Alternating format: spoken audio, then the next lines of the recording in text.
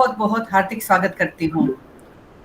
जैसे कि हम सभी व्याख्यान से पहले कुछ न कुछ ऐसी विषय वस्तु आपके सामने रखते हैं जिससे आपको आयुर्वेद का अध्ययन करने के लिए बहुत ज्यादा उत्साह और प्रेरणा मिले। आज ऐसा ही बहुत बढ़िया दिन है, 23 जुलाई, जिसमें भारत के दो बड़े समाज सुधारक, विचारक और स्वतंत्रता सेनानी, जिसके लिए आज हम भारत के 150 करोड़ लोग उनको शत शत वंदन करते हैं और उनके द्वारा की गई राष्ट्र की सेवा को हम ऐसा ही कुछ करके अपने जीवन में कार्य करके उनको और एक श्रद्धापूर्वक श्रद्धांजलि देना चाहते हैं, जिनमें से प्रथम है बाल गंगाधर तिलक, जिनकी भी जन्म तारीख, जन्म दिनांक यही है, और साथ में चंद्रशेखर आजाद, जो दोनों ने अपने अपने समय में अपने कर्तृत्व से देश की जो सेवा की और एक भारत की आजादी में बहुत ही सुवर्ण दिन, साहस, पराक्रम और चिंतन से भर दिया, उसका हम जितना भी गुण माने उतना कम है। जिसमें एक बहुत बड़ी बात जो मैं कहना चाहूंगी, जिनके ऊपर एक स्वतंत्र व्याख्यान ही हो सकता है, मगर एक दो सेंटेंस में ही, कि बाल गंगाधर तिलक जी ने समाज सुधार की, समाज के संगठन की जो मेहनत की है, उसमें उन्हें दूरदर्शिता बताई है, वो एक विशेष उल्लेखनीय है। जिसमें महाराष्ट्र में जो आज गणेश पूजा होती है, गणेश पूजन, गणेश उत्सव, गणपति बाप्पा मोरिया कहते ही एक जोश और उत्साह भर जाता है, और जो जन सैलाब दिखता है उससे तत्कालीन ब्रिटिश गवर्नमेंट बिल्कुल हिल गई थी, और उसकी शुरुआत बाल गंगाधर तिलक की एक दूरदर्शिता ही बताती है। तो ऐसे महान स्वतंत्रता सेनानियों को याद करते हुए हम आज के व्याख्यान की शुरुआत करते हैं। उसमें हम सबसे पहले धन्वंतरी वंदना करेंगे और उसके बाद मैं प्रत्येक व्याख्यान की तरह पहले व्याख्यान के लिए डॉक्टर अनुभा चौधरी को आमंत्रित करूंगी और दूसरे व्याख्यान के लिए डॉक्टर मृणाल तिवारी जी को हम आमंत्रित करेंगे। तो सबसे पहले धन्वंतरी वंदना से हम व्याख्यान की शुरुआत करते हैं।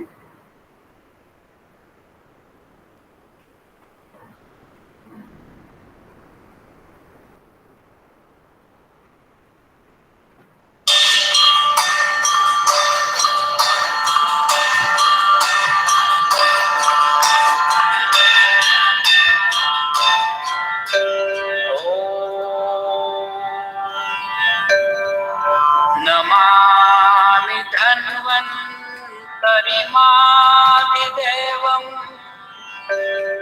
सुरासुरैर्वन्दितपादपद्मं लोके जराभयमृत्युनाशं धातारमीशं विविधौषधीनां धन्वन्तरिं रमानाथं सर्वरोगनिवारकम् आयुर्वेदप्रवक्तारं वन्दे पीयूषजायकम्।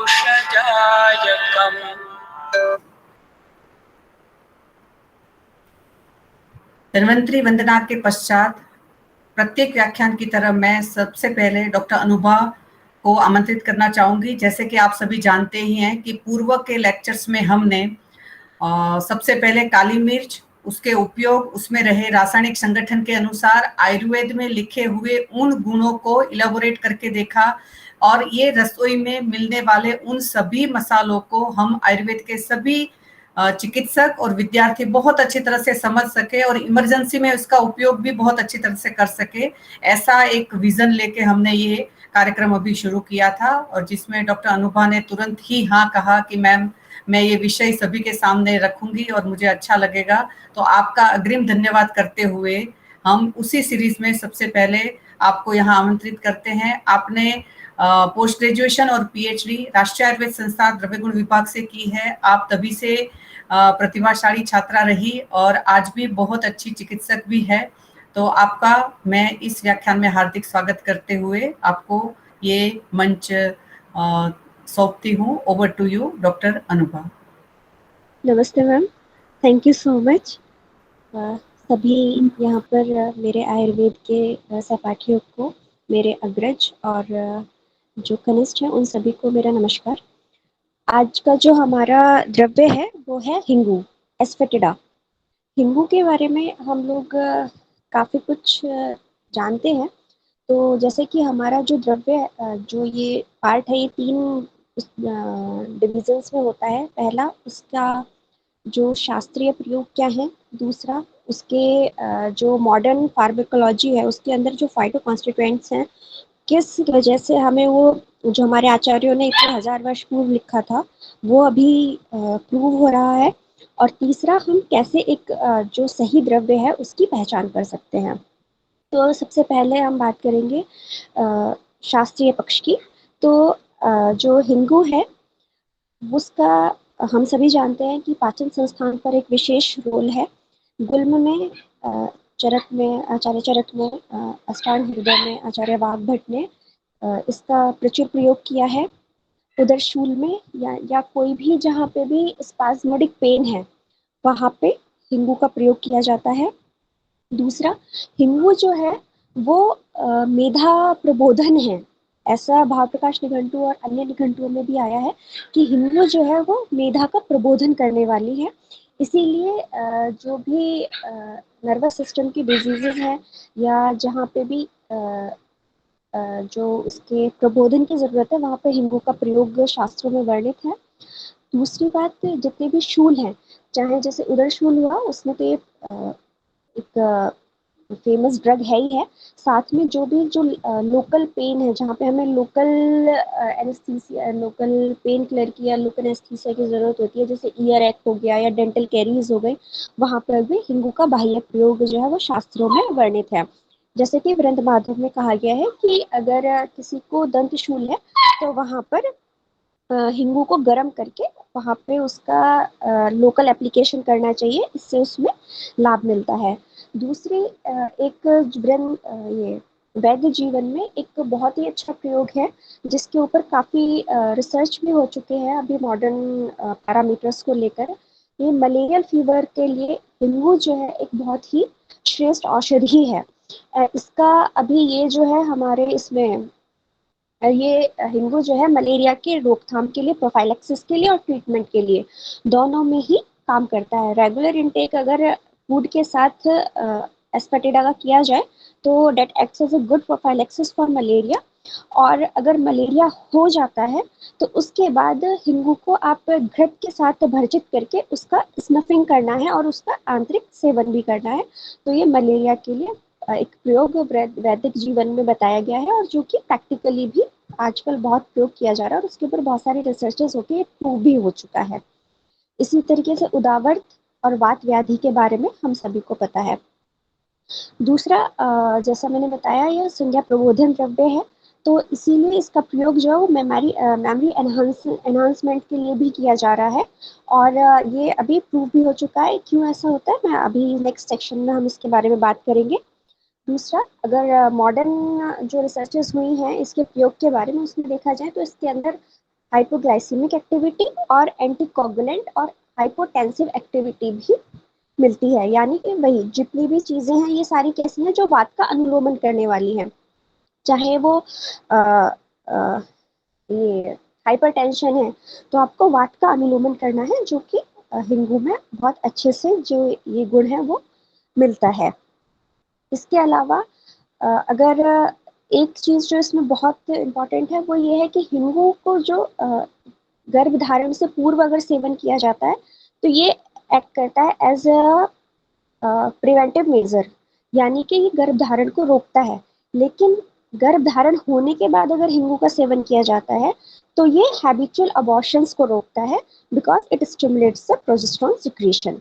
तो ये तो हो गया इसका प्रयोग पक्ष। अब हम बात करेंगे कि क्यों इसके अंदर ऐसा क्या है जिसकी वजह से इसके अंदर ये सारे कर्म हमें मिलते हैं, या हमारे आचार्यों ने इसके बारे में ये सब जो लिखा था ये प्रूव्ड कैसे हुआ है। तो इसके अंदर वॉलेटाइल ऑयल मिलता है, वॉलेटाइल ऑयल बेसिकली हिंगू जो है वो ऑलियो रेजिन है, मतलब रेजिन हम सबको पता है रेजिन है और उसके अंदर ऑयल है, वॉलेटाइल ऑयल कंटेंट है जिसकी, और ये जो वॉलेटाइल ऑयल कंटेंट है इसमें डाइसल्फाइड, क्यूमेरॉन्स, इस तरह के फाइटोकॉन्स्टिट्यूएंट्स मिलते हैं। उसमें भी जो सबसे इम्पोर्टेंट है वो ये है कि फेरुलिक एसिड एक इसके अंदर मिलता है, इसीलिए इसका नाम भी फेरुला फिटिडा, इसके प्लांट का नाम भी फेरुला फिटिडा या फेरुला नाथेक्स है, ठीक है। तो फेरुलिक एसिड जो है वो एंटीकोगुलेंट है, ठीक है, एंटीऑक्सीडेंट है, एंटी एथेरोस्क्लेरोटिक है, मतलब प्लेग को कम करता है, कीमोप्रोटेक्टिव है और साथ में न्यूरोप्रोटेक्टिव भी है, वेसोडाइलेशन का काम करता है और हाइपोग्लाइसीमिक है। साथ में इसके अंदर गैल्वेनिक एसिड मिलता है, वो जो गैल्वेनिक एसिड है वो एंटीवायरल है, और जो इसके अंदर डाइसल्फाइड्स मिलते हैं वो इसका कृमि रोग में यानी कि मॉलिसाइडल और जो पैरासाइटल, इसकी पैरासाइडल एक्टिविटीज हैं उसके लिए ये वर्क करता है। अब बात आते हैं जो मेधा की बात आई थी कि मेमोरी एनहांसिंग एक्टिविटी, हमारे शास्त्रों में इसको बताया गया है कि ये प्रबोधन करता है, मेधा का प्रबोधन करता है। तो एक्चुअली जो इसके अंदर वॉलेटाइल ऑयल है वो ब्रेन के अंदर कॉलिन एस्ट्रेज का इनहिबिशन करता है, कॉलिन एस्ट्रेज का इनहिबिशन करके ये जो है अल्जाइमर्स डिजीज में इसको प्रूव किया जा चुका है कि इसका एक बहुत अच्छा रिजल्ट है। दूसरा बात आती है इसकी एंटी जो हम बात कर रहे थे कि ये इतने ज़्यादा हमारे यहाँ पे इसको उदर रोगों में दीपन पाचन कर्म के लिए क्यों बताया गया है, तो इसी के अंदर का जो वॉलेटाइल ऑयल है, वॉलेटाइल ऑयल का भी जो कंटेंट है अम्बेलिफेरॉन जो है वो बेसिकली क्या करता है, पैनक्रियाटिक एंजाइम्स के सिक्रीशंस को बढ़ाता है, और पैनक्रियाटिक एंजाइम के सिक्रीशंस में भी मेनली लाइपेज और प्रोटीज के सिक्रीशन को इंक्रीज करता है, ठीक है।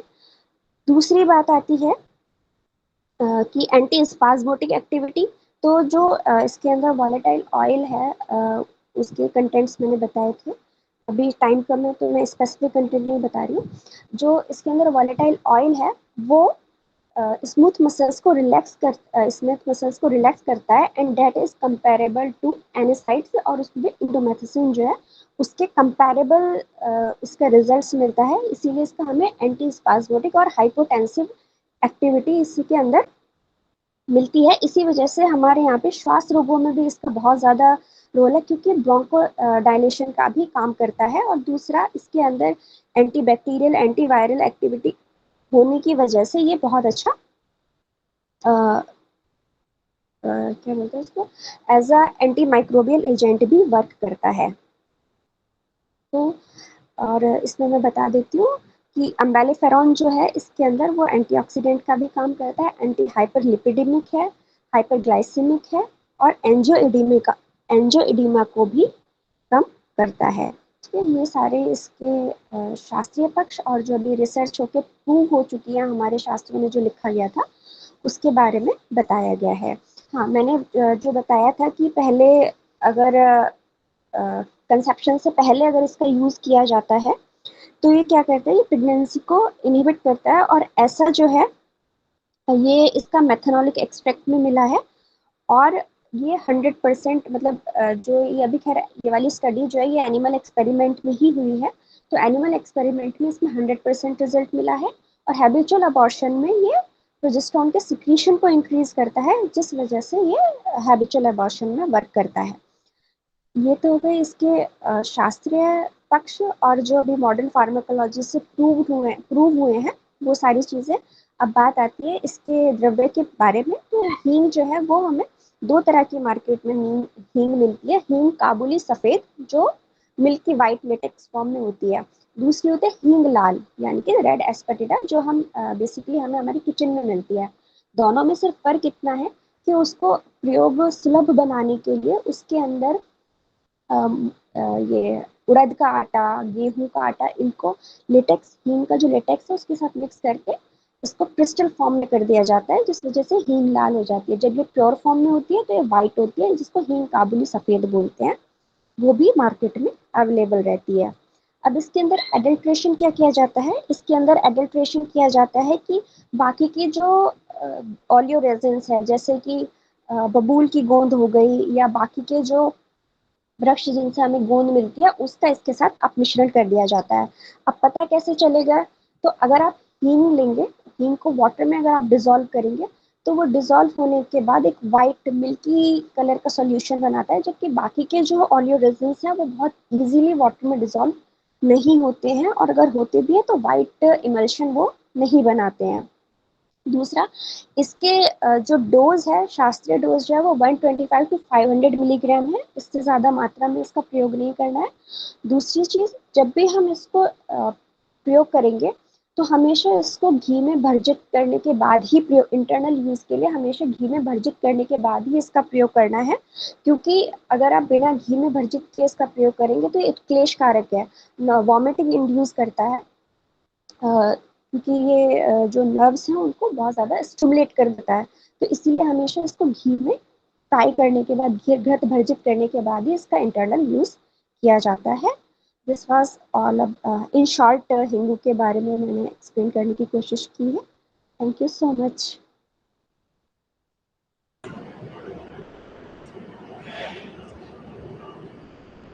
धन्यवाद वैद्य अनुभव जी। कार्यक्रम को आगे बढ़ाते हुए मैं आज के मुख्य वक्ता वैद्य मृणाल तिवारी जो हमारे बीच में हैं, उनका एक संक्षिप्त परिचय आपको दे देता हूँ सबको। वैद्य मृणाल तिवारी जी पोस्ट ग्रेजुएट हैं काया चिकित्सा में और अगर तंत्र में, और अभी at present she is pursuing PhD from Dr. D.Y. Patil College of Ayurveda and Research Center, Pune. Doctor साहब ने 10 रिसर्च आर्टिकल्स इंटरनेशनल जर्नल्स में पब्लिश किए हैं, और इन आर्टिकल्स के साथ साथ डॉक्टर साहब ने एक किताब के मेन ऑथर हैं और 2 बुक्स में शी इज़ को ऑथर। और इन चीज़ों के अलावा डॉक्टर साहब को बहुत सारे अचीवमेंट अवार्ड्स वगैरह भी मिले हैं, जिसमें women's achiever award in 2021 by Nishtha, एक NGO है न्यू दिल्ली का, उन्होंने सम्मानित किया है डॉक्टर साहब को। एंड डॉक्टर साहब is winner in 4 events in all India yoga competition which was held in Bangalore 2006। इसके अलावा डॉक्टर साहब बहुत एक्टिव हैं ई-लर्निंग के प्रोसेस में भी। उसके लिए डॉक्टर साहब यूट्यूब चैनल पर इनका एक वीडियो है जिसमें आयुर्वेद के प्रचार हेतु ये अपने वीडियोस पोस्ट करती हैं, और साथ ही साथ she was speaker in webinar conducted by global yoga alliance New Delhi.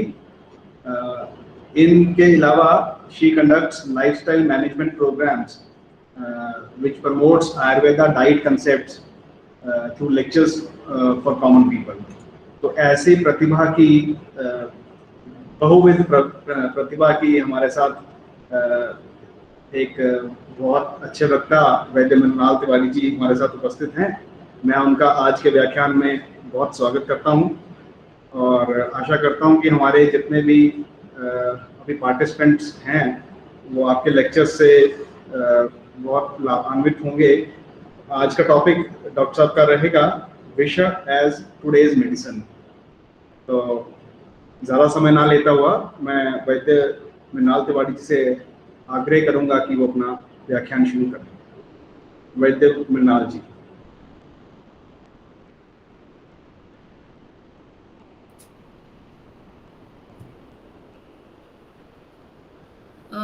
धन्यवाद विकास जी।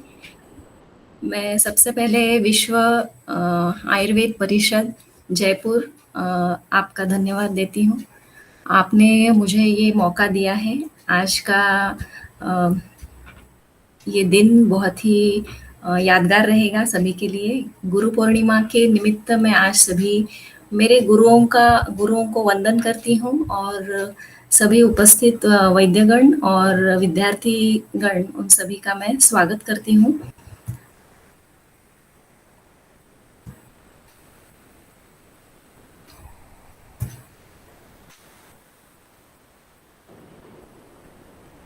मैं अपना PPT प्रेजेंट कर रही हूँ।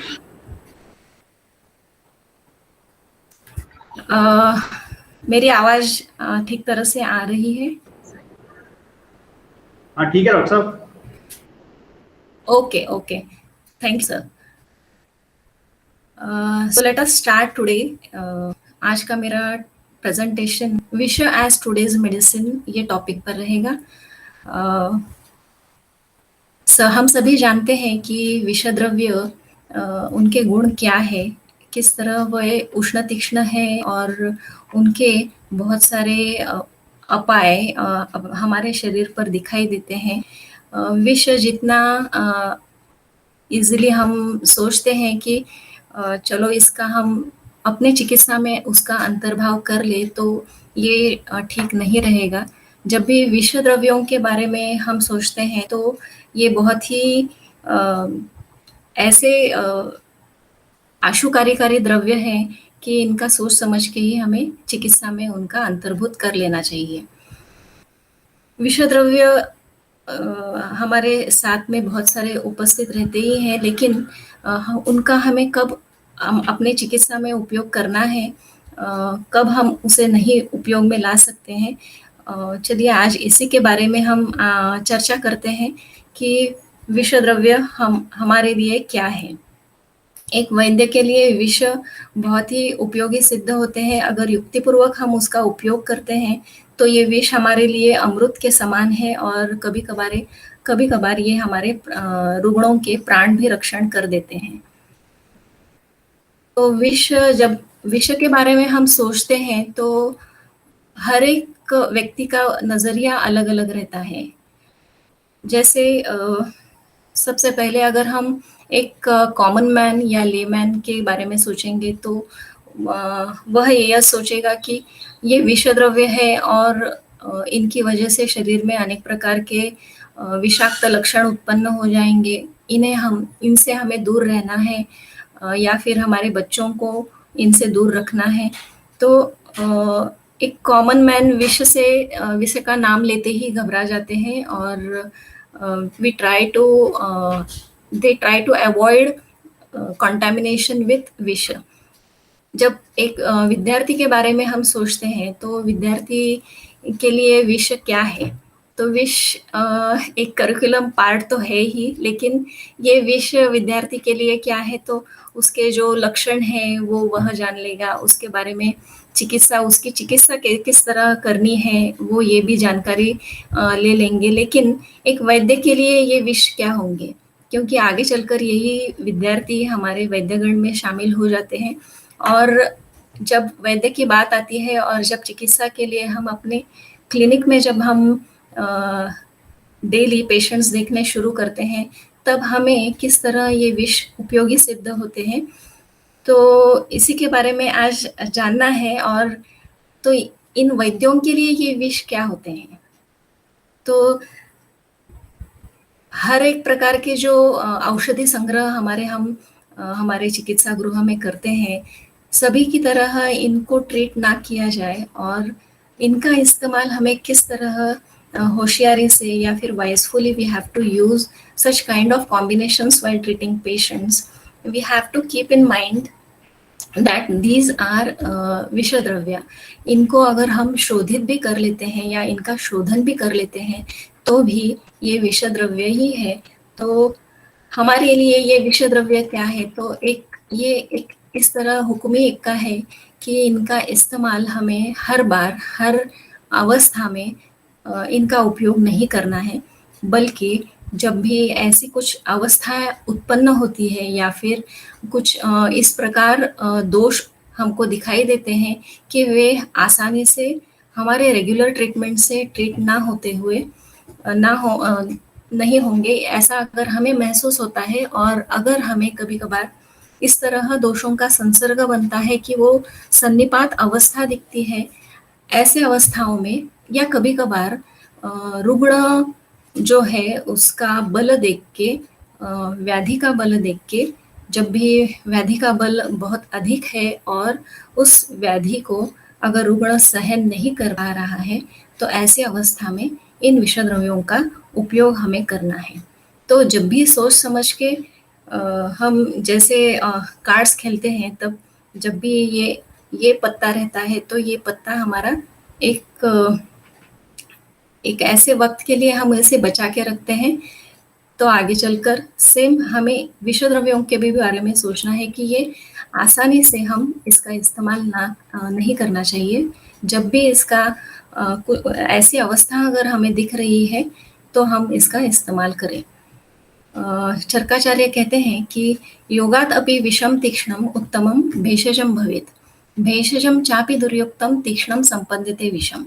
यानी जिस प्रकार एक भेषज भी अगर उत्तम भेषज भी अगर हम युक्तिपूर्वक उसका इस्तेमाल नहीं करते हैं तो वह विष के समान ही है या विष तुल्य उसके लक्षण उत्पन्न हो जाते हैं। इन द सेम वे जब भी विष हम उपयोग करते हैं तो अगर ये विष तीक्ष्ण होते हुए भी अगर हम सही तरीके से उत्तम प्रकार का एक योग बनाकर और अवस्था देख के रुग्ण, बल, काल इन सब का विचार करके हम जब इस विष को हमारे चिकित्सा में उपयोग में लाते हैं तो एक उत्तम भेषज सिद्ध हो जाता है। तो इसीलिए चिकित्सा करते समय अनेक द्रव्य हमारे साथ में रहते हुए भी ये कैसे हैं, ये भी एक उत्तम प्रकार के भेषज हैं। हमारे संहिताओं में ऐसा उल्लेख ही है कि जगत में अनेक प्रकार के द्रव्य उपलब्ध ही हैं, लेकिन इन सभी द्रव्यों का हमारे चिकित्सा में हम किस तरह उनका अंतर्भाव कर ले ये हमारे ऊपर है। अगर विष उष्ण तीक्ष्ण है तो इन या फिर योगवाही, व्यवाही, विकासी इन सभी गुणों को हम हमारे चिकित्सा में किस तरह उनका उपयोग कर ले तो हम एक उत्तम वैद्य बन सकते हैं। पैरासेल्सिस कहते हैं कि there are no poison, only poisonous doses, but इसके आगे चलकर हमारे वैद्य शास्त्र में हम इन विषयों के बारे में हमारे शास्त्र में अधिक उत्तम रीति से बहुत सारी जानकारी उपलब्ध है जो कि अवस्थानुसार बताई गई है कि हमें इन विष द्रव्यों को सिर्फ एक विष के तौर पर न देखते हुए इनको चिकित्सा में भी अंतर्भाव कर ले इनका, और इनको हम जब भी ऐसी संकट की घड़ी आ जाती है तब भी हम इनका इस्तेमाल कर सकते हैं। तो सबसे पहले हम अर्वाचीन या आधुनिक वैद्य शास्त्र के अनुसार जो भी उनके चिकित्सा में अंतर्भूत होने वाले विषय द्रव्यों के बारे में जानेंगे। सबसे पहले I would like to tell you digitalis purpura. तो ये digitalis purpura, this is a cardiac poison and it produces low blood pressure, irregular heartbeat, confusion, depression, lethargy, hallucinations, headaches, vision problems, vomiting, diarrhea, or it can cause rash. But it act as a life-saving drug. Digoxin जो है वो एक life-saving drug है. It strengthens the heart, controls its rhythm, improves circulation with heart failure. It is also used as an antiarrhythmic agent to control the heart rate, particularly in irregular atrial fibrillation. The second one is Atropa belladonna. So this is also a poisonous plant and it produces poisonous symptoms like dilated pupils, sensitivity to light, blurred vision, tachycardia, loss of balance, headache, rash, flushing, severely dry mouth, throat, slurred speech, urination retention, constipation, confusion, hallucination, delirium and convulsions. So इसमें से जो उपयोगी सिद्ध होने वाले ऐसे कुछ active principles या उनसे जो डिराइव्ड कंपाउंड्स हैं वे हैं belladonna, atropine. So belladonna is used as a sedative and it is also used to calm whooping cough and bronchial spasms. It is also used to treat colic, motion sickness, hay fever, Parkinson's, and also used as a painkiller. Now, atropine is also used in the treatment of bradycardia, asystole, and PA in cardiac arrest. It is also used during surgery to regulate the heartbeat, and so on. Its uses are many. So hyoscyamine, this is also derived from belladonna and it is used as antimuscarinic in order to treat GI disorders. So it is also used in the life palliative care में इसका उपयोग किया जाता है to control the salivary secretions. Now it has been also used as an adjunct medication with opioid to decrease the patient's pain levels. So this is another drug in which is scopolamine, and this is used for motion sickness and to combat drug addiction. So now the next is conium maculatum. This conin, this is a peripheral poison, and it is a neurotoxin which disrupts the working of the central nervous system, and it is toxic to human and all classes of livestock. As a medicine, it is used as a sedative, and it is also used as antispasmodic. The next one is Taxus brevifolia. So this is a poisonous plant, and its seeds, leaves, and bark, these are highly poisonous to humans. But a derived compound called paclitaxel, this has been found effective in the treatment of breast and lung cancer. Also, it is used in AIDS-related Kaposis sarcoma. It has been found useful in preventing re-narrowing of coronary arteries in stent recipients. The next one is Chondrodendron tomentosum. This is curare. So this is a poison which also causes paralysis and death in the same way as strychnine and hemlock. So this has been adapted and it is used as a muscle relaxant during surgery. So next one is ergot. Again, this is used in migraine headaches and in treatment of Parkinson's disease. Now these are the animals. So here the venom of these animals, this is also used as a treatment drug. So many synthetic derivations are there from these kind of poisonous venom. So the captopril, this is also derived from Brazilian pit viper, and contatostatin, this is derived from southern copperhead snake. So these venom, these are used to treat, captopril is used to treat high blood pressure, heart failure, diabetes caused kidney problems, and contatostatin, this has used in the growth of cancer cells. It also stops the migration of tumors to other sites. So they are used in treating malignant gliomas. Now here the pic cannot be seen, but the Asian sand snake. So iristostatin, this has been found effective in treating people's immune systems which reflect skin cancer. So these are the useful derivatives, or you can say synthetic version of the venom which is found in these kinds of animal. So exenatide, this is found in Gila monster. So this is used to lower the blood sugar and it increases the body's production of insulin. So this is a synthetic version of a component in saliva of Gila monster. These are large venomous lizards. Cone snail. So zyconotide, this is a painkiller which is derived from this. So usually they use it for the prey, to immobilize the prey or to create some kind of thing so that the prey can be easily engulfed. So such kind of venom is seen and it is studied, and the same synthetic derivation is used in patients. So they get into trials, clinical trials, and thereafter it comes into the market. So this is the way in which research is carried out. Chilean rose tarantula. So this is also used to combat death from heart attacks.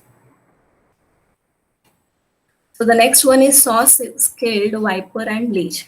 Insect टायरोफेबिन और hirudin, ये दो anticoagulants प्राप्त होते हैं और जिसकी वजह से क्या है, ब्लड थिनिंग के लिए उपयुक्त रहते हैं. So these are derived from saw-scaled viper and leeches. So until now we have seen what kind of poisons are actually being used into practice in the according to the modern science. So what in Ayurveda? Ayurveda में हमें विषों के बारे में किस तरह जानकारी उपलब्ध होती है। तो ये विष हमारे लिए क्या है? रसकर्म में इनका उपयुक्तता रहता है, और अगर ये अयुक्तिपूर्वक यानी बिना सोचे समझे अगर इनका सेवन किया जाए या फिर रुग्णों को दिया जाता है तो ये मारक सिद्ध होते हैं। विष अगर हम मात्रापूर्वक और उसकी अच्छी तरह योजना करते हैं रुग्ण में, तो ये अमृत की तरह सिद्ध होते हैं। और यहाँ पे मात्रा पे बहुत ही जोर दिया गया है, क्योंकि अगर अमात्रा में इन विषयों का अगर हम इस्तेमाल करते हैं तो ये प्राण हरण कर लेते हैं। जैसे कि पानी का बाफ बन के वो निकल जाता है, उसी तरह प्राण प्रखेरु हो जाते हैं। तो कभी भी विष जब हम इस्तेमाल करते हैं तो इस सिद्धांत को हमें अपनाना जरूरी है। विष को अमृत भी कहा गया है, क्योंकि ये विष जो है ये रुग्ण के जो प्राण निकल रहे हैं उनको भी ये प्राण रक्षण का कार्य कर सकते हैं। ये एक रसायन के तौर पर भी हमारे लिए उपयुक्त है। अमृतम विधि संयुक्तम विधिहीनम तो तद्विषम। अगर विधि युक्त हम उसका उपयोग करते हैं तो यह अमृत तुल्य है, और अगर विधि विपरीत हम उसका उपयोग करते हैं तो ये विष अपने अपने गुण दिखाई देंगे। तो हम चिकित्सक हैं, तो हम जब भी चिकित्सा करते हैं तो किन द्रव्यों का किस तरह हमारे चिकित्सा में उनका अंतर्भाव करके हमें रुग्ण में रोग उपशम करने के लिए किस तरह हमें उनका उपयोग करना चाहिए, ये सोच समझ के हम उनका इस्तेमाल कर सकते हैं। और एक इसमें दूसरे हमारे संदर्भ में ये आया है कि जब भी विषय द्रव्यों का हम उपयोग करते हैं तो हमें आशुकारी ऐसे रिजल्ट्स मिलते हैं। Rapid results are seen whenever we use विषय द्रव्य इनटू आवर ट्रीटमेंट पार्ट। तो ये इनका ये जो गुण है वो गुणों की वजह से ही ये आशुकारी रिजल्ट हमें देते हैं। और जो भी महामयानी है, जो भी महारोग है, उनमें भी हम इन विषय द्रव्यों का उपयोग कर सकते हैं। धन्वंतरी निघंटु हाल ही में मैं पढ़ते समय मुझे और एक उसमें एक अच्छा संदर्भ मिला कि तदेव युक्तियुक्तम तु प्राणदायी रसायनम योगवाही परम वात श्लेष्मजित सन्निपात रुत। अभी इन विषय द्रव्यों का हम चिकित्सा में कब इस्तेमाल करेंगे? तो जब भी वात के विकार रहेंगे, जब भी श्लेष्म के विकार रहेंगे, तो ये वात और श्लेष्म विकार में अच्छी तरह हम उनका उपयोग कर सकते हैं। और जब भी सन्निपात अवस्था हमें अगर दिखाई दे रही है तो ऐसे समय पर हम इन विषय द्रव्यों का उपयोग कर सकते हैं। तो सन्निपात अवस्था में ये एक ऐसी अवस्था है जहाँ पे हमें तीनों दोषों का संसर्ग दिखाई देता है, यानी तीनों दोष एक साथ आ जाते हैं। और ये बहुत ही कठिन परिस्थिति रहती है। जब भी कोविड में आप अगर सोचेंगे तो हाल ही का एग्जाम्पल है जहाँ पे आपको कुछ दिनों के बाद ये अवस्था दिखाई देती है। तो इस अवस्था को अगर हमें इस अवस्था में से रुग्ण को बाहर लाना है, या फिर उसको अगर if the patient is sinking, if we need to bring him out, तो ऐसे अवस्था में विष जैसे कार्यकारी द्रव्य हमारे पास और कोई भी नहीं रहेंगे, क्योंकि रसशास्त्र में जो भी उपयुक्त हमारे रसकल्प है उनके साथ अगर विष रहेंगे तो ये विष हमारे लिए बहुत ही उपयोगी सिद्ध होते हैं। तो ये सन्निपात अवस्था में अगर हम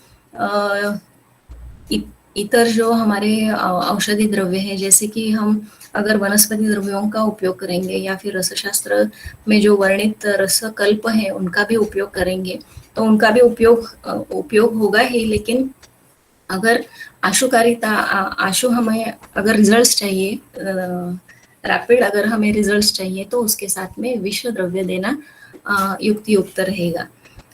अपत्यम अपि विषम मात्रादीनाम हितम भवेत्।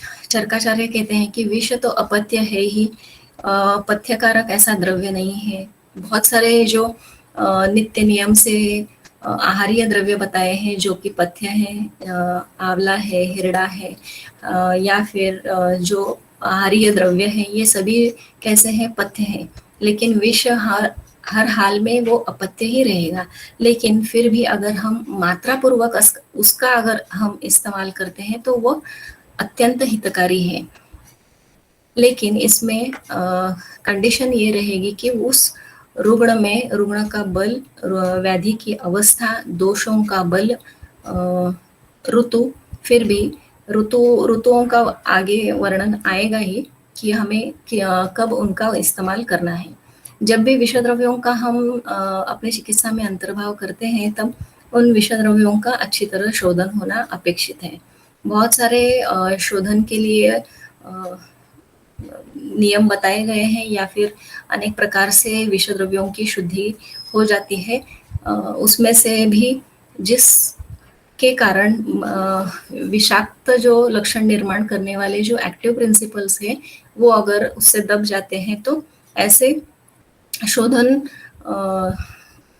विकल्पनाओं का हमें उपयोग करना अच्छा रहेगा। अब जब चिकित्सा करते हैं तब अगर अशुद्ध विष हमारे रुग्णों में अगर हमें देने की अगर नौबत आती है, कभी कभार गुड मैन्युफैक्चरिंग प्रैक्टिस से अगर वो द्रव्य या फिर वो कॉम्बिनेशन तैयार नहीं है तो ऐसे समय पर जो उसमें विष है वो दाह, मोह और रुद्गति रोदन, ये वत्सनाप के बारे में कहा गया है।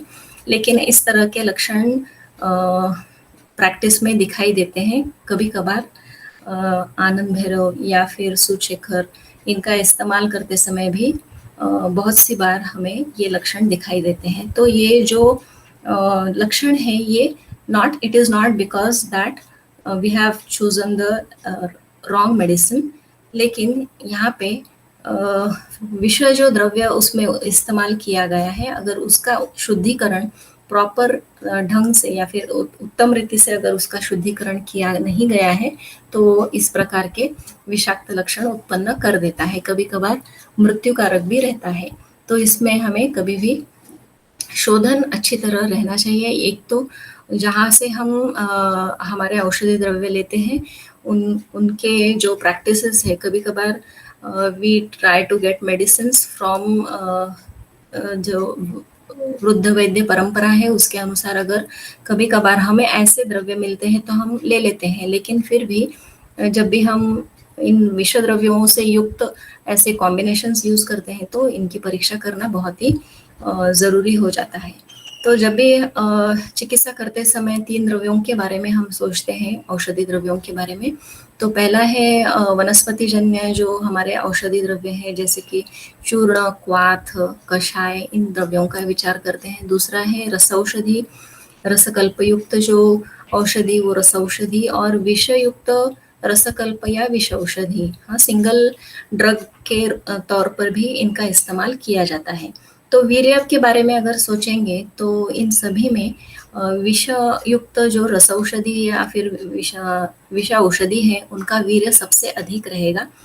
जब भी मात्रा का विचार हम करते हैं तो इसमें जो विषौषधि है उनकी मात्रा अति अल्प लगती है, और ये जो हर्बल मेडिसिन या फिर हमारे जो क्वाथ या फिर चूर्ण कल्पना है या फिर इन सभी द्रव्यों का इस्तेमाल करना पड़े तो वो अत्यधिक मात्रा में उपयोग करना पड़ता है। रसौषधि उससे भी कम है। और जब ड्यूरेशन की बात आती है तो विषयुक्त जो कल्प है उनका इस्तेमाल कुछ ही दिनों के लिए हमें करना है।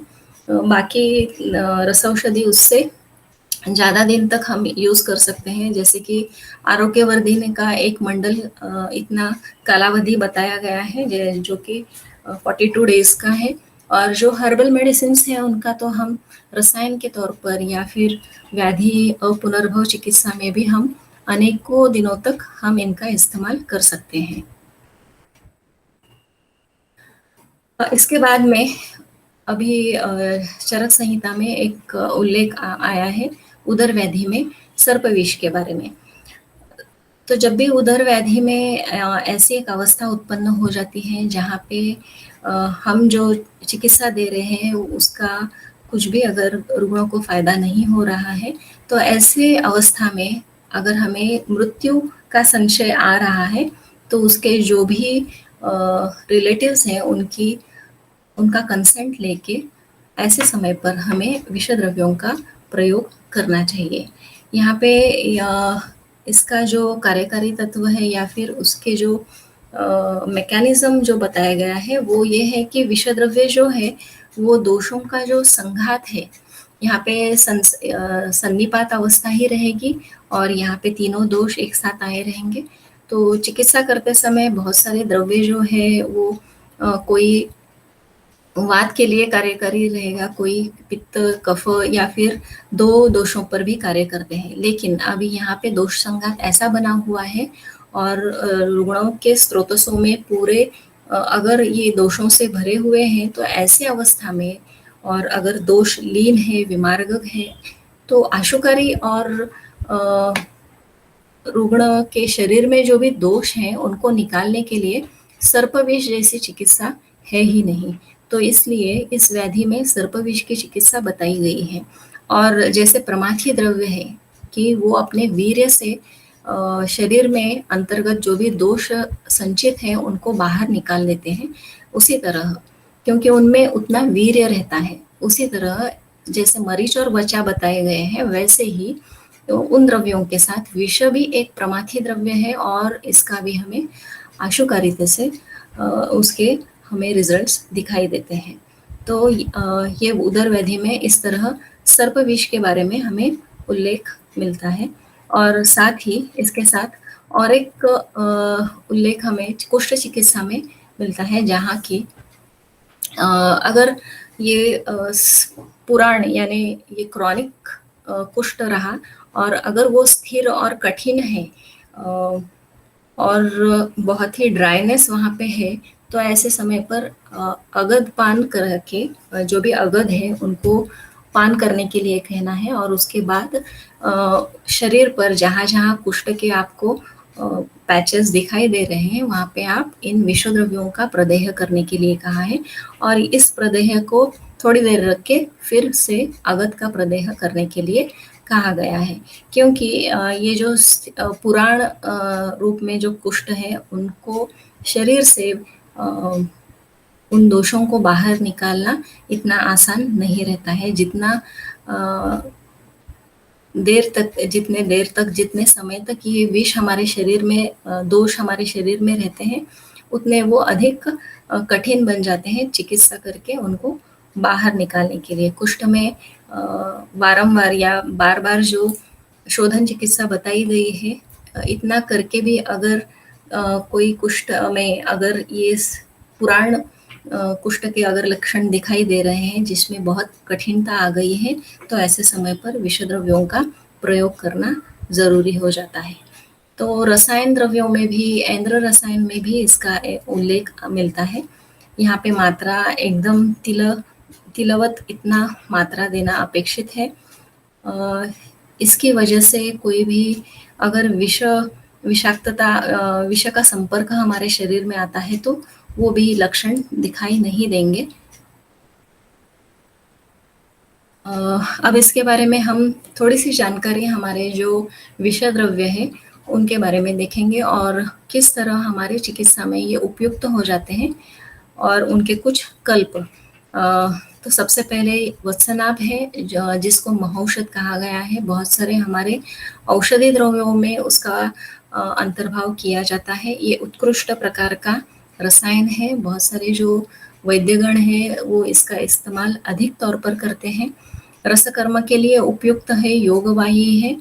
और जैसे कि बहुत सारे जो हमारे कल्प हैं वो इतने आसानी से हमें उनके रिजल्ट्स दिखाई देते हैं, तो हमारा मन ऐसा हो जाता है कि हर बार हम इसी द्रव्यों का उपयोग करें। लेकिन अगर दोष अल्प है तो ऐसे समय पर हमें इन विषय द्रव्यों का उपयोग नहीं करना है। Even though we get very good results and the results are very instantaneous, still we need to avoid such kind of medicines only when it is necessary. Then only you have to use combinations having poisonous drugs. तो ये त्रिदोषग्न है, दीपन, ब्रोहण, इनके लिए भी उपयुक्त है। कर्णशूल, शिरशूल, गृध्रसी, कटिवेदना, इन सभी में उपयुक्त है। रसायन के तौर पर विषय रसायन एक कल्प बताया गया है जो 2 महीने के लिए उपयोग में लाना है। अमृत रसायन भी बताया गया है जो 1 साल के लिए हमें निरंतर उसका सेवन करना है।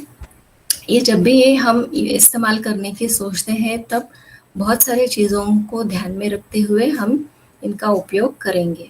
और इन द्रव्यों का उपयोग हम जब करते हैं तब थोड़ा सा हम हमारे जो वृद्ध वैद्य हैं या फिर जो हमारे सीनियर्स हैं वो किस तरह अपने प्रैक्टिस में इन सभी जो विषय द्रव्य हैं उनका उपयोग करते हैं उनके बारे में पहले बहुत जानना ज़रूरी है। जान लेने के बाद थोड़ा सा हम लोगों को पढ़ना भी ज़रूरी है। हमारे जो किताबें हैं या फिर हमारी जो संहिताएं हैं उनमें किस तरह इनका उल्लेख है, और आप जब निर्णय करने सक्षम हो जाएंगे तभी आप इन द्रव्यों का अपनी चिकित्सा में उपयोग कर लीजिए। हाल ही में जो कोविड पेशेंट्स थे उनमें बहुत सारे लोगों ने मृत्युंजय रस और आनंद भैरव रस का उपयोग किया है और रिजल्ट्स बहुत ही अच्छे आए हैं उनको। तो सेकेंड इज कुशला, इसका श्लेष्म हरण, क्षुत प्रदीपन, रुद्ध दौर्बल्य हर है, अम्ल पित्त प्रशमन करता है, अर्धावभेदक, कटिपृष्ठ शूल, निद्राजनन, श्वासहर, कासहर, मेदोहर, मांसपेशी शोष, इसमें भी इसका उपयोग सिद्ध होता है। इसके कल्प जो है वो लक्ष्मी विलास, विषय तिंदुक तेल, अग्नितुंडी वटी। तो ये जो लक्ष्मी विलास है रेगुलर हम यूज़ में जो हम लक्ष्मी विलास का यूज़ करते हैं वो उसका कॉम्बिनेशन और ये थोड़ा सा अलग रहेगा। जब भी लक्ष्मी विलास देते हैं तब आप ग्रंथोक्त पाठ क्या है वो देख के ही उसका इस्तेमाल करना ज़रूरी है। अहिफेन वेदना निवारण है, निद्राजनन, सन्निपात प्रशमन। तो यहाँ पर ये उसका गुण अच्छा बताया गया है जो हम चिकित्सा में उसका उपयोग कर सकते हैं। अहिफेनासव, निद्रोदय रस उसके कल्प है, जयपाल, ये कुष्ठहर है और वृश्चिक विष में इसका उपयोग किया जाता है। वहाँ पे लेप करने से जो वेदना है वो तुरंत शमन हो जाते हैं। ये वांतिकृत है, पित्त जनन करते हैं। इच्छाभेदी और जलोदरारी में इसका इस्तेमाल होता है। धतुर लसिका ग्रंथि शोथ में इसका उपयोग है। अर्बुदहर है, श्वास, कफ शोषण, आक्षेप, उन्मादहर और स्फोट, इन सभी में इसका उपयोग होता है। तो इससे बने कल्प प्रलापांतक और कनकासव है। तो कनकासव भी बहुत सारे श्वास के रुग्ण में इसके रिजल्ट्स बहुत अच्छे दिखाई देते हैं। यहाँ पर भी सभी चीज़ों को ध्यान में रखते हुए हमें इनका इस्तेमाल करना है। गुंजा शोतहर है, वेदनाहर, इंद्रलुप्त, रुद्रसी और घोर अवबाहुक, इनमें इसका उपयोग करना युक्त है। गुंजा बीज चूर्ण और गुंजाद्य तेल, ऐसे उसके हम कल्प उपयोग में ला सकते हैं। भल्लातक एक रसायन है, बलकर है, गुल्म, अर्श, विबंध, आत्मान और श्वासादि जो गद है उन सब में इसका उपयोग अच्छी तरह से हो सकता है। और इसके जो कल्प है रसायन, भल्लातक रसायन, भल्लातक परपटी, भल्लातक तेल, ये बहुत ही उपयोगी सिद्ध होते हैं। इन सभी द्रव्यों को अगर हमें हमारे चिकित्सा में उनको लाना है तो जब भी हम ये निर्णय कर पाए तभी हमें उनका इस्तेमाल करना है। जब तक हमें निर्णय ना हो तब तक हम उनका इस्तेमाल ना करें तो अच्छा है। जब आपको वो कॉन्फिडेंस आ जाए कि मैं इसका इस्तेमाल कर सकता हूँ या कर सकती हूँ तभी आप उनका उपयोग अपने चिकित्सा में कर लीजिए। अब जब भी मात्रा देते हैं तो हर एक औषधि द्रव्यों की तरह विषय द्रव्यों में जब यूज़ करते हैं तो अधिक ध्यानपूर्वक हमें करना ज़रूरी है। रोगी, देश, काल, बल, रोग का बल क्या है, रोगी का बल क्या है, यानी जो पेशेंट है उसका क्या बल है। अच्छा बल रहा तो ही देना है। अगर रुग्ण बहुत ही कृश है तो हम इन विषय द्रव्यों का उपयोग नहीं कर सकते हैं। मांस का उपचय अधिक अच्छा नहीं है तो भी हमें इनका इस्तेमाल नहीं करना है। अन्यथा अगर ऐसे व्यक्तियों में अगर हम करते हैं तो वात वृद्धि हो जाएगी और वात प्रकोपजन्य लक्षण उस रुग्ण में दिखाई देंगे। अगर रुग्ण पित्त प्रकृति का है तब भी हमें सोच समझ के और मात्रा पूर्वक ही देना जरूरी है, अन्यथा पित्त प्रकोप और रक्त विकृति हो जाएगी। देश का विचार करते समय अगर अनूप देश है, साधारण देश है तो हम इसका इस्तेमाल अच्छी तरह कर सकते हैं। अगर जंगल प्रदेश है और वात प्राधान्य संप्राप्ति है तो तब भी हमें थोड़ा सा सोच समझ के स्निग्ध द्रव्यों के साथ इसका इस्तेमाल करना जरूरी है। काल में भी बहुत सारे इसमें जो काल बताए गए हैं वो हेमंत और शिशिर, ये 2 ऋतुओं में हम इसका इस्तेमाल कर सकते हैं। बाकी के जो 4 ऋतु हैं उनमें अगर हमें इस्तेमाल करना है तो हमें आत्ययिक अवस्था देख के ही इस्तेमाल कर सकते हैं। बल की अपेक्षा रुग्ण का बल अच्छा रहना जरूरी है। अब जब भी यूज करते हैं तो मात्रा पूर्वक ही यूज करना है, क्योंकि अगर मात्रा पूर्वक नहीं करते हैं तो विष अपने जो विषाक्त लक्षण है वो उत्पन्न कर देगा। तो कुछ कॉन्ट्राइंडिकेशंस भी कहे हैं कि जो बाल है, अतिवृद्ध है, गर्भिणी है, रोगी से यहाँ आतुर जो बहुत ही शोषित हो गया है अनेक दिन के गंभीर प्रकार के व्याधि से, अगर रुग्ण इसमें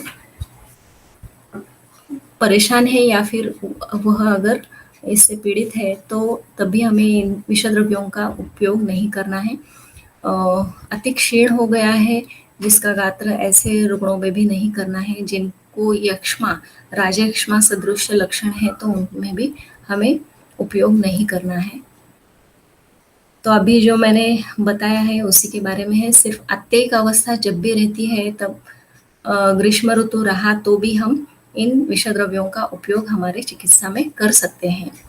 तो निषेध के लिए और एक उन्होंने बताया है कि अजीर्ण रहा तो हम इन विषद्रव्यों का उपयोग नहीं करना है, क्योंकि अजीर्ण होने से भी जो आहारीय द्रव्य है वे भी विषतुल्य हो जाते हैं, तो और विष देने की जरूरत ऐसे समय पर नहीं है। जो अजीर्ण की चिकित्सा अलग बताई गई है वो हम वहाँ पे उसका उपयोग कर सकते हैं। विष के अतियोग में दाह, मोह और रुद्धति रोदन भी हमने देखा है, जो वत्सनाभ के बारे में कहा गया है। और भी अगर हम इसके ऊपर विचार करेंगे तो यहाँ पे रक्त विकृति हो सकती है और पित्त का प्रकोप हो सकता है और कभी कभी रुग्ण के प्राणहरण भी हो सकते हैं। ये सभी अतियोग के ही लक्षण हैं, तो इनसे हमें बचना है। तो मेरे कुछ एक्सपीरियंसेस है वो मैं शेयर करना चाहूँगी।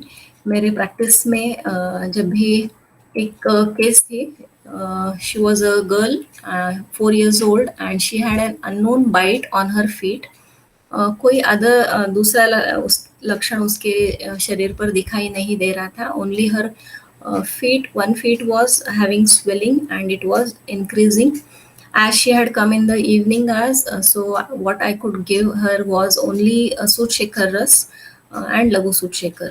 So this was given for 3 days and in 3 days the whole of swelling went off. यहाँ पे Soothshekar में जो वत्सनाभ है या फिर जो दत्तुर है, इनकी वजह से ये अच्छा रिजल्ट मुझे मिल गया। यानी ये चिकित्सा विपरीतार्थकारी है। यानी यहाँ पे हम जांगम में स्थावर विष का हमने उपयोग किया है और उसके बाद मैंने दूषी विषारी अगध फॉलोअप में दिया था और आज तक लड़की को और कोई दूसरा प्रॉब्लम नहीं है। So the second case is a male patient. He was 90 years old and he had backache for a continuous period of 3 months. So he had symptomatic relief with application of Siddha Tail, which was having कुचला as one of the ingredient. तो इसमें कुचला युक्त सिद्ध तैल था जिसकी वजह से वहाँ पे बैक पेन में सिम्टोमेटिक रिलीफ मिल गया। even though I do not have the pre and post this reports, but I can say that this gives a very good result. तीसरी केस है एक कफश प्रमेह का रुग्ण जो कि 45 years old है and he was not responding to regular treatment schedule, responded after giving अग्नितुंडी वटी।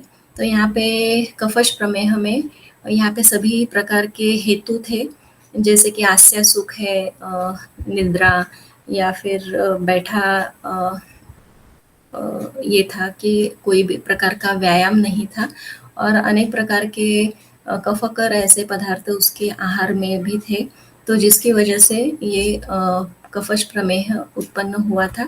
और यहाँ पे रुक्षण चिकित्सा और शोधन चिकित्सा करने के बाद भी बहुत वक्त होने तक जब वेट किया गया, फिर भी his sugar levels were not coming down, so I had to give Agnitundi vati and this gave good results।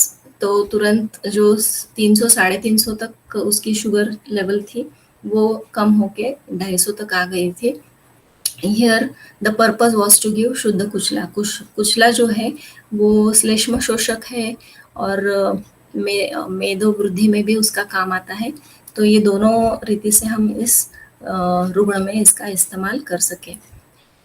Now the last one more case is of a male patient who is 65 years old and he was having borderline raised sugar levels।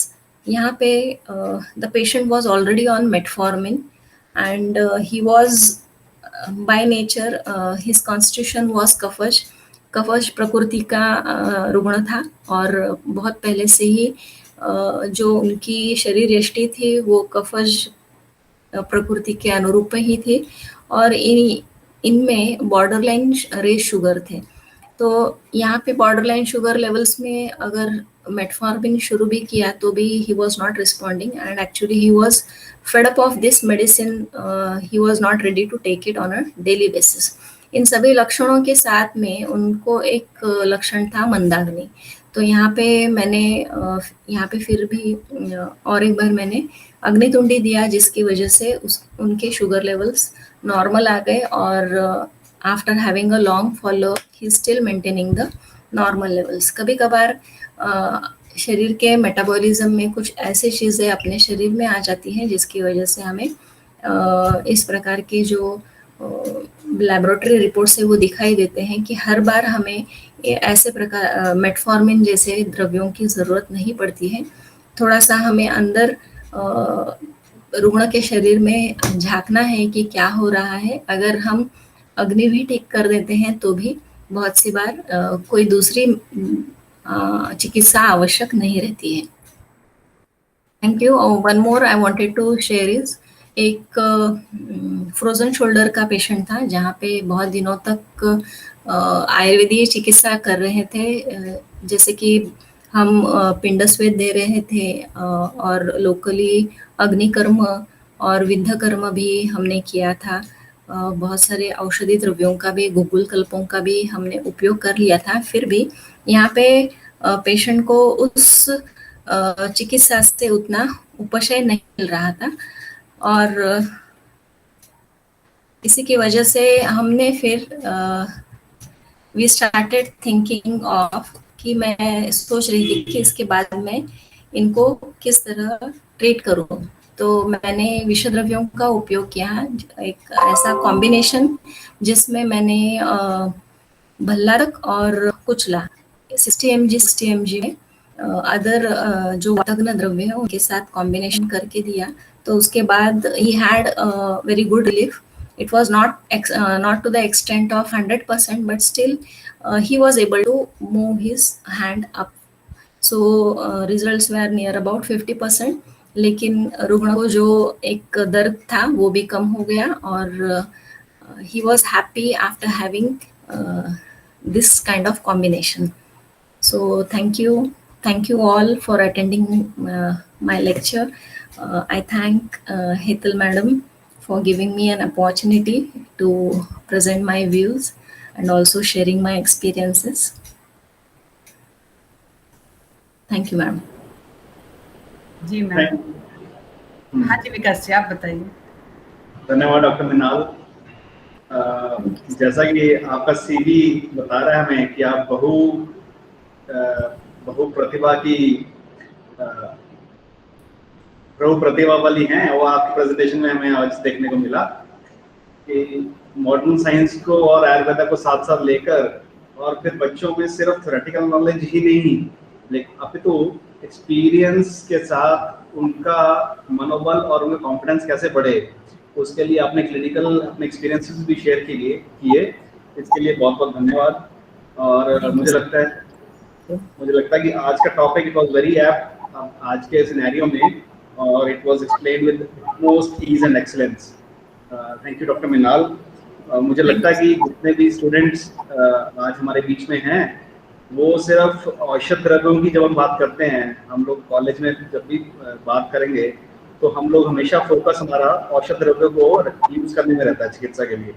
लेकिन जैसे doctor Mrinal ने बताया कि कई बार ऐसे cases होते हैं जहाँ पर औषध द्रव्य रिस्पॉन्ड नहीं कर रहा। जैसे मैं हमने अग्नि कुंडली के बहुत 2-3 केसेस बताए जहाँ पर एम वाज टू यूज कुचला, और शुद्ध कुचला अग्नि कुंडली में रहता ही है।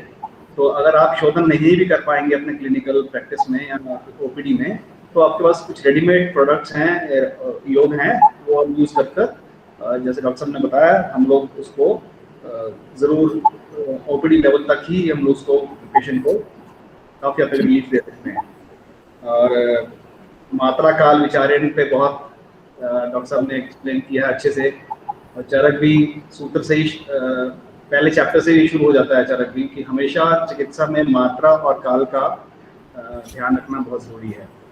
तो बहुत बहुत धन्यवाद doctor Mrinal, it was very informative. बहुत हम लोग तो अभी सुनते ही जा रहे थे, हमें नहीं पता था कि वो थैंक यू वाली स्लाइड भी आ जाएगी। बहुत बहुत धन्यवाद आपका। केतुल मैडम कुछ कहेंगी तो?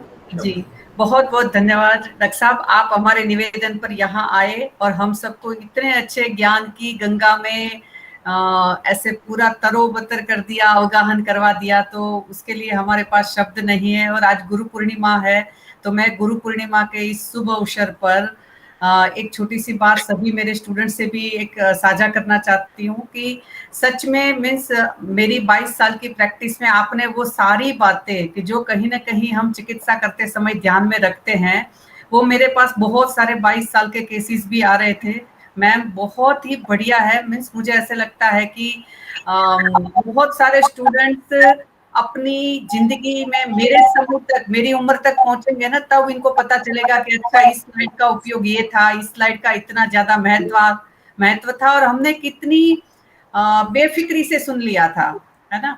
तो सच में अगत तंत्र के मेरे जो सर थे ऐसे 1990 में जिन्होंने हमें पढ़ाया, प्रोफेसर जीएल अटारा सर जो प्रिंसिपल भी थे गुलाब कोरबा आयुर्वेद महाविद्यालय के, उनके पढ़ाने की मेथड से और एक बहुत ही ज्यादा जॉली मूड में पढ़ा देते थे सर। तो तब हमें पहली बार है ना चिकित्सा करने का मन हुआ था। एनाटॉमी फिजियोलॉजी पढ़ते पढ़ते तो इतना पता नहीं चलता था कि चिकित्सा भी करनी है, मगर जब अगत तंत्र पढ़ा तो अगत तंत्र मेरा फेवरेट सब्जेक्ट है। जामनगर में अगत तंत्र में पीजी नहीं होती थी, वरना मैं पक्का करती उसमें।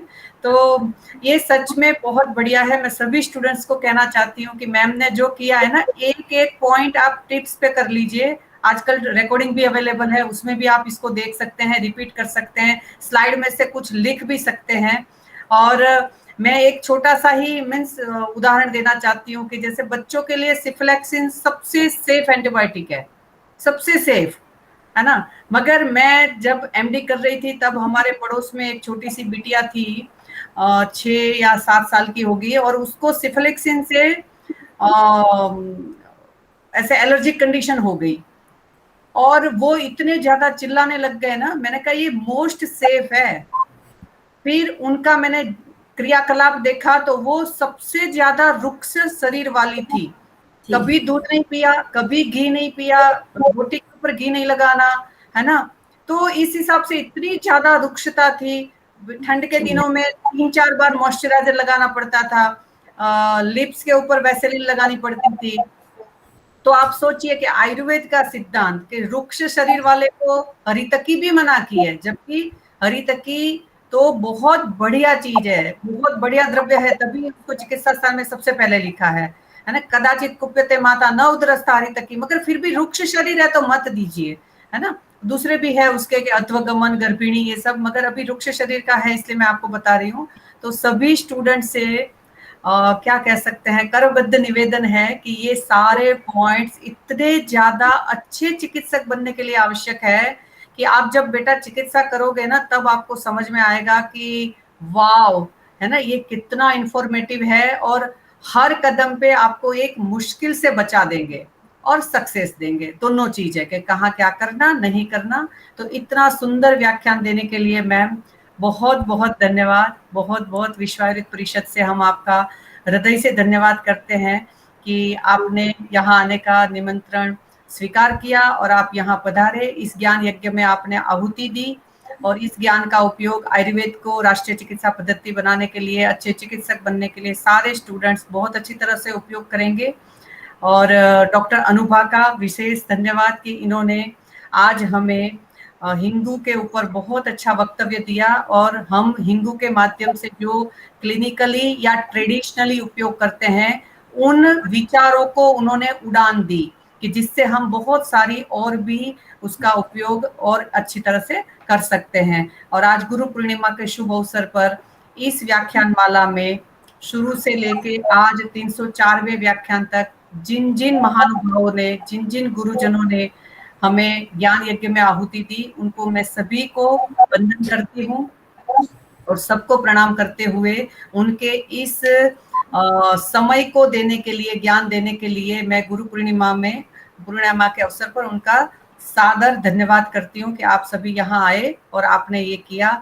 और अभी डॉक्टर अनुभा से पहले डॉक्टर विरल भाई शाह इसी तरीके से हमें औषधियों का ज्ञान करवाते थे, खासकर किचन की, या फिर जैसे वास्तु की, या फिर जैसे सनलाइट, है ना। तो वो भी सारे बहुत बढ़िया उनके लेक्चर्स रहे, जिन्होंने हमें ज्ञान को ऐसे बढ़ा के कि भी हम चिकित्सा में कई बार छोटा सा पॉइंट भूल रहे होते हैं जिससे वो 100% तक नहीं आते, तो उनको भी हमने बताया। मैं सभी से गुजारिश करूंगी कि 267 एक लेक्चर नंबर जिसकी अपनी क्लिप भी है यूट्यूब ऊपर, CME आयुर्वेदा जयपुर करके अपना एक चैनल उसमें वो बनाया है, ऐसे उसमें आप देख सकते हैं कि 267 में विरल भाई शाह ने Ayurvedic approach of pain management बताया है। आप देखिए कि आप सारे पॉइंट्स एक बार पॉइंट्स पढ़ लीजिए, आपको धन्य धन्य लगेगा कि अच्छा एक व्यक्ति पेन मैनेजमेंट के लिए कितने सारे एस्पेक्ट सोच सकते हैं। तो ये जरूर हमें अपना पेशेंट ठीक करने के लिए कि हम इधर कहाँ भूल गए या हमसे छूट गया, तो वो उसको ऐड करने के लिए मदद करेंगे। तो ऐसे बहुत सारे लेक्चर है, तो मैंने सोचा था आज गुरु पूर्णिमा का दिन है तो मैं आपको एक लेक्चर के बारे में बताऊं कि जिससे जो कुछ बच्चे हमेशा नए नए जुड़ते हैं उनके लिए भी वो एक पथ प्रदर्शक का काम करेगा, और कहीं न कहीं हम आयुर्वेद के बढ़िया चिकित्सक बन सके उसके लिए मदद करेगा। तो आइए हम सभी साथ में आज गुरु पूर्णिमा के दिन पर अपने अपने गुरुजनों की चरण वंदना करते हुए, मैं जामनगर IPGTNR वो पुराना नाम है, नया नाम ITRA, और गुलाब कोरबा आयुर्वेद महाविद्यालय के मेरे सभी गुरुजनों को मैं प्रणाम करती हूँ कि आपने मेरा जीवन बहुत अच्छा निखारा, और कुछ कमियां रह गई है जिसको मैं अपना दोष मानती हूँ कि मैं उसको ठीक नहीं कर सकी, और मैं लगातार उसको करने के लिए प्रयत्नशील रहूंगी। और मैं जामनगर के उन गुरुजनों को सादर वंदन करती हूँ, और आज के व्याख्यान के लिए दोनों स्पीकर का पुनः धन्यवाद करते हुए हम शांति मंत्र बोलेंगे, सभी एक साथ में ही बोलेंगे। ओम सर्वे भवन्तु सुखिनः, सर्वे सन्तु निरामयाः, सर्वे भद्राणि पश्यन्तु मा कश्चित् भवेत्। ओम शांति शांति शांति। नमो